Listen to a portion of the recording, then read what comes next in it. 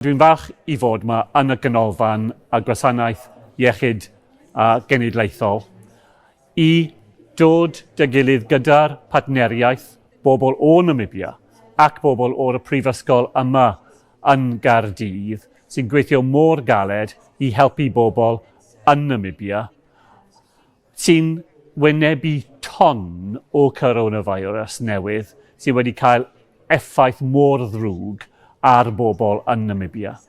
So mae pobl yn yr NHS fan hyn wedi gweithio mor galed i casglu pethau dy gilydd. A nawr allwn ni roi pethau o'r bobl yma yng Nghymru i bobl yn Namibia i ddangos. Mae Gymru yn benderfynol i fod gwlad sy'n cymryd cyfrifoldeb am nid jyst beth sy'n digwydd yma yng Nghymru, ond ar lefel y byd eang hefyd.